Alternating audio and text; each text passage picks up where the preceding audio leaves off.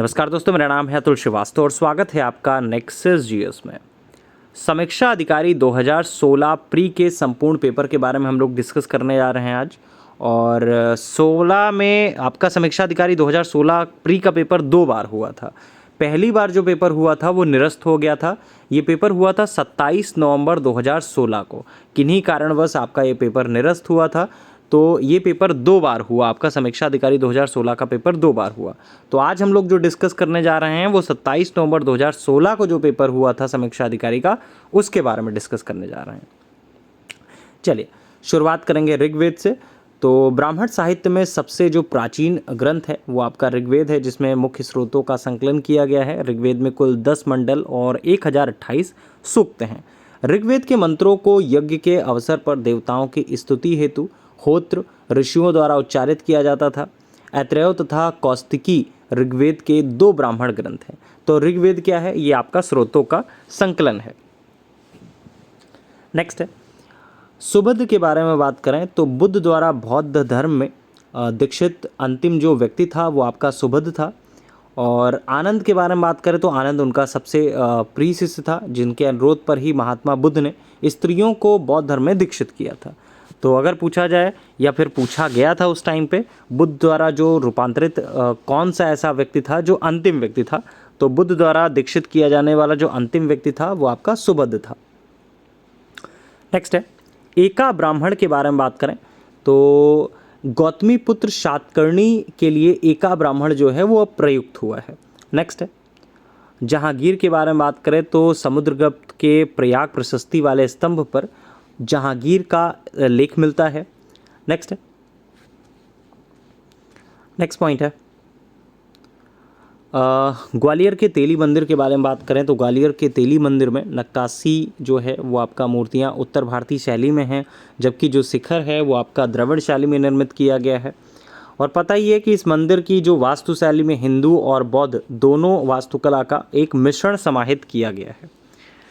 Next point है अगर ये पूछा जाए कि ग्वालियर का जो तेली मंदिर है उसका शिखर किस शैली में बना हुआ है, तो द्रविड़ शैली में बना हुआ है। नेक्स्ट है इल्तुतमिश के राज्यकाल में सल्तनत की जो राजधानी थी, सल्तनत काल की जो राजधानी थी वो आपका दिल्ली थी।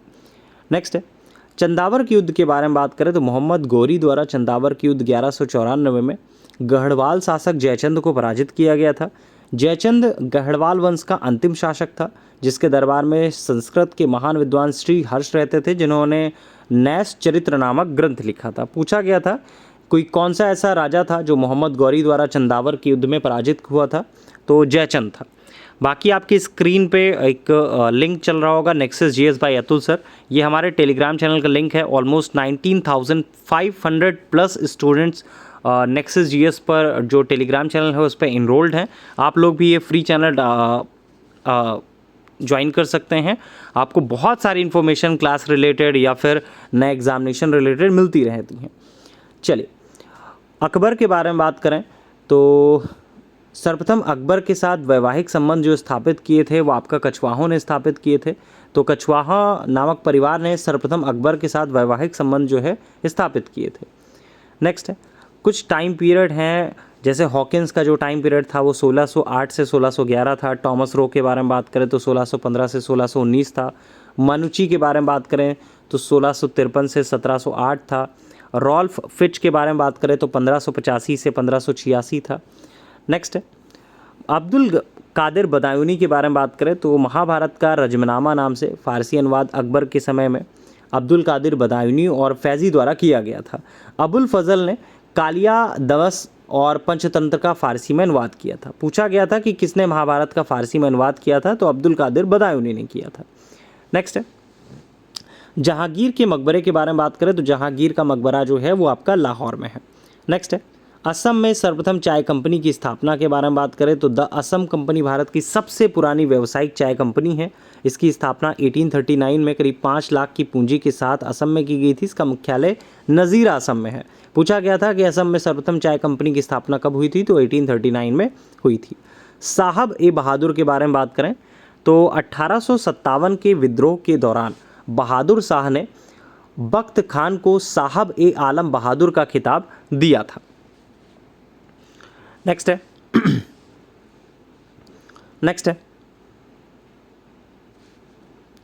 नेक्स्ट पॉइंट है गांधी इरविन समझौता जो हुआ था वो 1931 में हुआ था, और भारतीय राष्ट्रीय कांग्रेस का दूसरा गोलमेज सम्मेलन 1931 में भाग लेना अंतर्निहित था इसमें। कुछ क्रांतिकारियों के नाम हैं, कौन से स्थान से रिलेटेड हैं उनके बारे में बात करें तो नाना साहब जो हैं कानपुर से हैं, नवाब हामिद अली खान जो हैं दिल्ली से हैं, मौलवी अहमूद उल्लाह जो हैं लखनऊ से हैं, मनीराम दीवान के बारे में बात करें तो असम से है नाम। नेक्स्ट है सेंट्रल लेजिस्लेटिव असेंबली के अध्यक्ष के बारे में बात करें तो 1925 की बात है, अगस्त 1925 में सेंट्रल लेजिस्लेटिव असेंबली का जो अध्यक्ष था वो आपका विट्ठल भाई पटेल हुआ करते थे। नेक्स्ट है कुछ बोल सकते हैं सभा के बारे में तो बंग भाषा प्रकाशिका सभा 1836 की है, लैंड होल्डर्स सोसाइटी 1838 1838 की है, बंगाल ब्रिटिश इंडिया सोसाइटी 1843 की है, इंडियन लीग के बारे में बात करें तो 1875 की है। नेक्स्ट है कुछ पुस्तकें थी उनके बारे में बात करें तो the Indian war of independence VD. Savarkar की है, the स्पॉय mutiny and revolt of 1857 RC. Majumdar की है, द इंडियन म्यूटिनीज़ ये एस.बी. चौधरी की थी, और अवध इन रिवोल्ट 1857-58 पुस्तक के जो लेखक हैं रुद्रांशु मुखर्जी साहब थे। नेक्स्ट है भारतीय वन सर्वेक्षण की जो रिपोर्ट आई थी या फिर इवन जो सबसे लेटेस्ट रिपोर्ट अभी चल रही है तो उसके अनुसार भारत के मिजोरम राज्य में मिजोरम राज्य के भौगोलिक क्षेत्र का सर्वाधिक प्रतिशत जो है वो आपका वन क्षेत्र में है। नेक्स्ट है कुछ फसल थी उनकी प्रजातियों के बारे में बात करें तो धान गोविंद प्रजाति का नाम है, अरहर की प्रजाति का नाम पारस है, मटर की प्रजाति का नाम प्रकाश है। नेक्स्ट है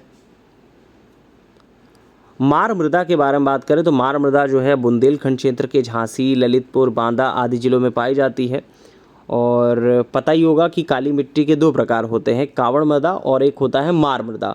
मार मृदा गेहूं व कपास के लिए उपयुक्त होता है। नेक्स्ट है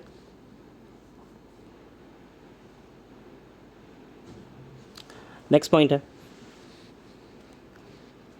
देखिए जो आज के एग्जामिनेशन के लिए रेलेवेंट है सिर्फ उन्हीं प्रश्नों को हम लोग डिस्कस करेंगे, बाकी तो बहुत सारे क्वेश्चंस ऐसे पूछे गए थे जो उस टाइम के लिए रेलेवेंट थे लेकिन आज की डेट के लिए रेलेवेंट नहीं है। बहुत सारा डाटा करंट ओरिएंटेड पूछा जाता है, करंट रिलेटेड जीएस पूछी जाती है, तो आज के एग्जामिनेशन के लिए इंपॉर्टेंट नहीं है, लेकिन जो बेस चीज़ें हैं वो आज भी महत्वपूर्ण हैं। जैसे स्ट्रैटेलाइट क्या होता है, तो स्ट्रैटेलाइट जो है मूलतः अधिक ऊंचाई पर समताप मंडल में स्थापित वायुपोत होता है जो संचार सिग्नलों को प्रसारित करने हेतु एक स्थायी प्लेटफॉर्म के रूप में कार्य करता है। नेक्स्ट है ब्लू नाइल के बारे में बात करें तो ब्लू नाइल या फिर नीली जो नील नदी होती है वो आपका ताना झील से निकलती है। नेक्स्ट है कुछ नदियां हैं किस चीज़ में प्रवाहित होती हैं उनके बारे में बात करें, जैसे लीना जो है वो रूस में है और आर्कटिक सागर में प्रवाहित होती है, आमूर प्रशांत महासागर में, टिग्रिस के बारे में बात करें तो फारस की खाड़ी में, माही के बारे में बात करें तो अरब सागर में प्रवाहित होती है। करीबा बांध के बारे में बात करें तो ये जाम्बेजी नदी पर है। नेक्स्ट है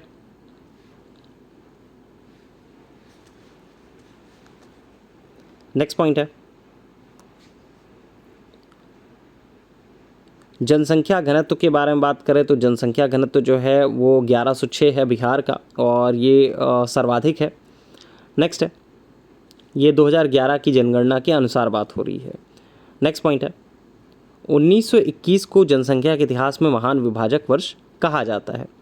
नेक्स्ट है भारतीय संविधान का भाग जो 18 है उसके अंतर्गत आर्टिकल 352 के तहत यदि राष्ट्रपति को यह समाधान हो जाता है कि भारत या उसके राज्य क्षेत्र के किसी भाग में युद्ध या बाह्य आक्रमण या सशस्त्र विद्रोह के कारण गंभीर स्थिति की आपात की स्थिति विद्यमान है तो आपात की उद्घोषणा कर सकता है। लेकिन 44वें नंबर का जो संविधान संशोधन अधिनियम 1978 था उसके द्वारा आंतरिक अशांति शब्द को हटाकर एक सशस्त्र विद्रोह शब्द को शामिल कर लिया गया था। तो पूछा गया था कि कौन एक भारतीय संविधान के अंतर्गत आपात की उद्घोषणा का आधार नहीं हो सकता है, तो ऑब्वियस सी बात है आंतरिक अशांति नहीं हो सकती है। 1975 का केस आपको ये होपफुली याद होगा जिसकी वजह से आपका ये चेंजेस आए थे। क्या एक अनुसूचियों से रिलेटेड क्वेश्चन आया था। 7वीं अनुसूची जो है विधायी शक्तियों के वितरण से संबंधित है। 8वीं अनुसूची भाषाओं से संबंधित है।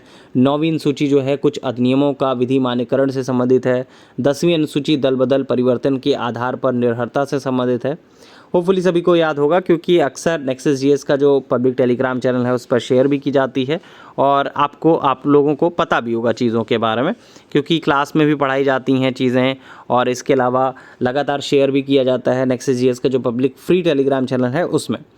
नेक्स्ट है, कुछ भाग हैं उनके बारे में क्वेश्चन पूछा गया था। भाग 9 पंचायत से संबंधित है। भाग 9A नगर पालिकाओं से संबंधित। भाग 9 ये सहकारी समितियों से संबंधित है। नेक्स्ट है,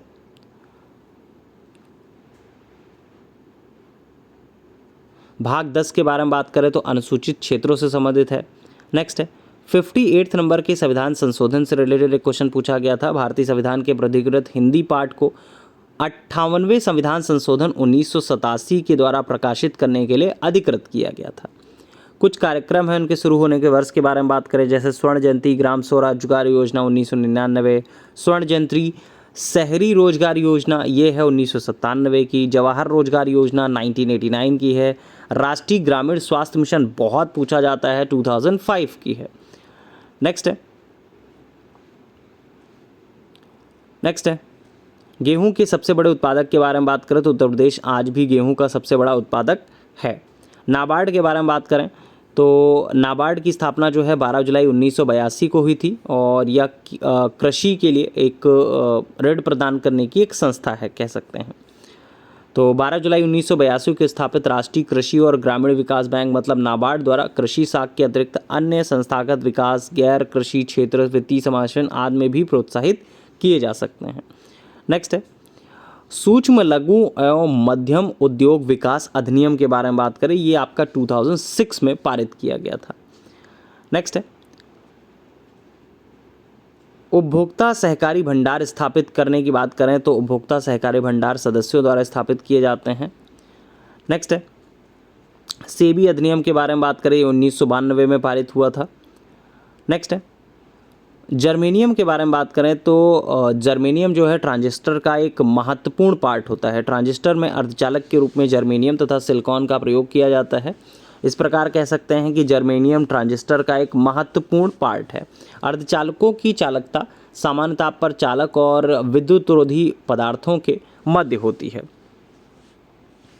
नेक्स्ट पॉइंट है, जो हल्के रंगीन कपड़े होते हैं उनको गर्मी में वरीयता दी जाती है। रीज़न इसके पीछे ये है क्योंकि हल्के रंग ऊष्मा को कम अवशोषित करते हैं। नेक्स्ट पॉइंट है, ग्लिसरॉल के बारे में क्वेश्चन पूछा गया था। तो ग्लिसरॉल का जो उपयोग है विस्फोटक के उत्पादन में किया जाता है।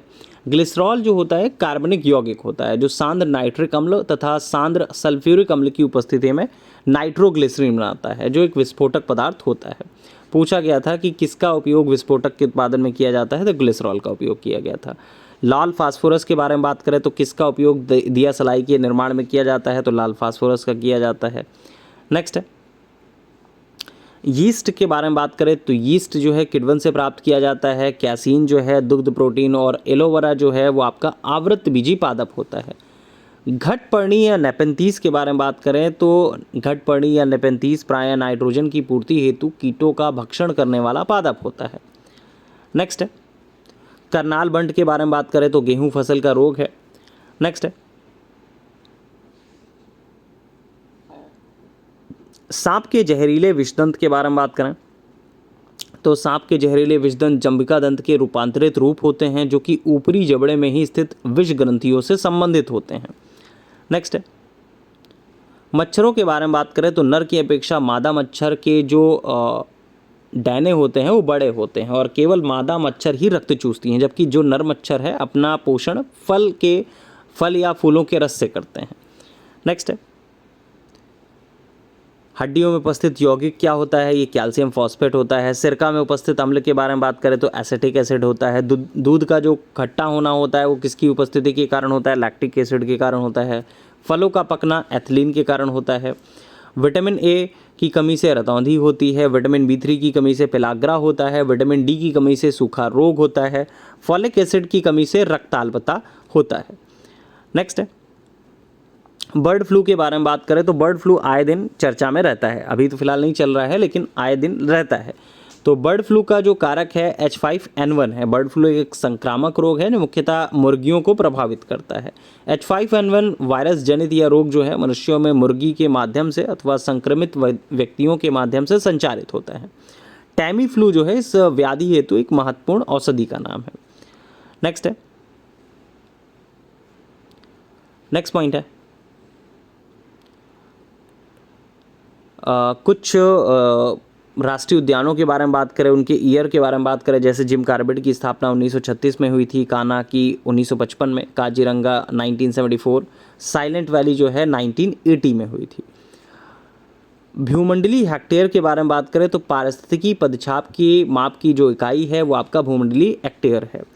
कुछ राष्ट्रीय उद्यान हैं राज्यों के बारे में बात करें तो अंसी राष्ट्रीय उद्यान कर्नाटका, बेटला राष्ट्रीय उद्यान झारखंड, इंद्रावती राष्ट्रीय उद्यान छत्तीसगढ़, गुगामल राष्ट्रीय उद्यान महाराष्ट्र में। नेक्स्ट है कुछ जैवमंडल आरक्षित क्षेत्र हैं, उनके राज्यों के बारे में बात करें सिमलीपाल उड़ीसा, दिहांग Dibang Arunachal Pradesh, Nokrek Meghalaya, cold desert Himachal Pradesh. Next है भीतरकनिका के बारे में बात करें तो भीतरकनिका गरान उड़ीसा में ब्राह्मणी और वैतरणी नदियों के मध्य महानदी डेल्टा क्षेत्र में अवस्थित है। नेक्स्ट है